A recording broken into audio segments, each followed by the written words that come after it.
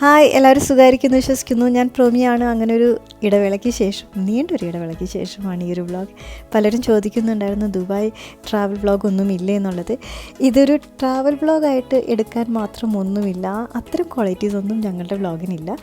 എങ്കിലും ഇത് ശരിക്കും പറഞ്ഞത് ഞങ്ങളുടെ ഒരു ഓർമ്മയാണ് ഈ ഒരു വ്ളോഗ്സൊക്കെ. അപ്പോൾ ഞാൻ അത് നിങ്ങളുമായിട്ട് ഷെയർ ചെയ്യുന്നു എന്നുള്ളതാണ്. അപ്പോൾ എന്തെങ്കിലും മെൻഷൻ ചെയ്യാനുണ്ടെങ്കിൽ, പ്രത്യേകം പറയാനുണ്ടെങ്കിൽ ഞാൻ തീർച്ചയായിട്ടും പറയും.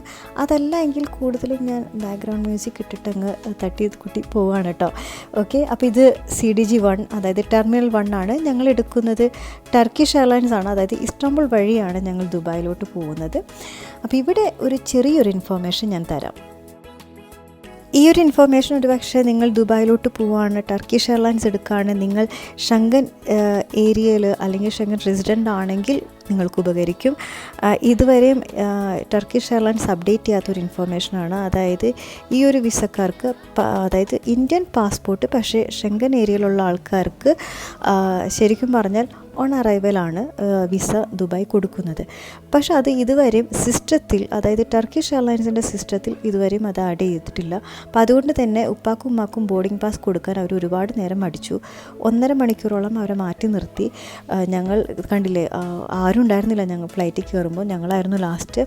അപ്പോൾ കുറേ നേരം നിർത്തിയതിന് ശേഷം അവർ ഫൈനലി ഒരു ബോർഡിംഗ് പാസ് ഉപ്പാക്കും ഉമ്മാക്കും ഇഷ്യൂ ചെയ്തു.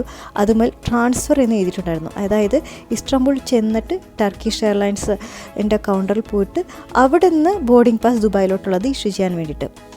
അപ്പോൾ അതൊരു ചെറിയൊരു പണി തന്നെയാണ്. അത് ഒരുപാട് സ്റ്റാഫുകളൊന്നും അതറിയില്ലായിരുന്നു. ആകെ ഒരാൾക്ക് മാത്രമേ അറിയുള്ളായിരുന്നു. അന്ന് ഞങ്ങൾ 25ാമത്തെ പാസഞ്ചറായിരുന്നു ഈ ഒരു പ്രശ്നം ഫേസ് ചെയ്തത്. ഇത് എന്നാൽ 2017 തൊട്ട് ഫേസ് ചെയ്യുന്നുണ്ടെന്നാണ് ഞാൻ കേട്ടത്. അപ്പോൾ ഈ ഒരു കാര്യം നിങ്ങൾ ഏതെങ്കിലും രീതിയിൽ, ഉപ്പാടെ കയ്യിൽ UAE എംബസിയിൽ നിന്ന് ഡോക്യുമെൻ്റ് ഉണ്ടായിട്ട് പോലും അവർ ഉപ്പാനെയും ഉമ്മാനെയും മാറ്റി നിർത്തി എന്നുള്ളതാണ് എനിക്ക് പറയാനുള്ളത്. അപ്പോൾ അങ്ങനൊരു ചെറിയൊരു പ്രശ്നമുണ്ട്. അതല്ലാതെ ഈ ടർക്കിഷ് എയർലൈൻസ് നല്ലൊരു ഫ്ലൈറ്റ് തന്നെയാണ്, കുഴപ്പമൊന്നുമില്ല, നല്ല സർവീസൊക്കെ തന്നെയാണ്. എനിക്ക് പ്രത്യേകിച്ച് അതിൽ ഭക്ഷണം ഇഷ്ടമായി. മൂവീസ് ഈവൻ മലയാളം വരെയുണ്ട്, അതായത് ഫ്രാൻസ് തൊട്ട് ദുബായ് വരെയും മലയാളവും തമിഴും ഒക്കെ ഉണ്ട്. അപ്പോൾ കുഴപ്പമൊന്നുമില്ല സർവീസ്. അതുപോലെ തന്നെ ഇസ്താംബുൾ എയർപോർട്ട് ഒരു വലിയ എയർപോർട്ടാണ് കേട്ടോ. എനിക്ക് തോന്നുന്നത് ഞാൻ ഇത്രയും വേറൊരു എയർപോർട്ടിൽ നടന്നിട്ടില്ല. ഈവൻ ദോഹയിലാണെങ്കിലും എമിറേറ്റ്സ് ആണെങ്കിലും നടക്കാൻ സുഖമാണ്. പക്ഷേ ഇവിടെ ഒരുപാട് നടക്കാനുണ്ട്. അപ്പോൾ അത് ജസ്റ്റ് ഒന്ന് നിങ്ങൾ സൂക്ഷിക്കുക. അതായത് ചെറിയൊരു മണിക്കൂറേ ട്രാൻസിറ്റ് ഉള്ളൂ എങ്കിൽ അത്യാവശ്യം നടക്കാനുണ്ട്. ഓക്കെ, അതല്ലാതെ വലിയ മോശമൊന്നുമില്ലാത്ത സർവീസ് തന്നെയാണ്. ഇപ്പോൾ ഇസ്താംബുളിൽ നിന്ന് ദുബായിലോട്ടുള്ള ഫ്ലൈറ്റിൽ ഞങ്ങൾക്ക് പെട്ടെന്ന് തന്നെ ബ്രേക്ക്ഫാസ്റ്റ് വന്നു. അതായത് 1:45 പുലർച്ചെ 1:45 ഞങ്ങളുടെ ഫ്ലൈറ്റ്. ഒരു 2:30-3 മണിയാകുമ്പോഴത്തേക്കും ഞങ്ങൾക്ക് ബ്രേക്ക്ഫാസ്റ്റ് തന്നു ആ ചടങ്ങ് അങ്ങ് കഴിപ്പിച്ചു.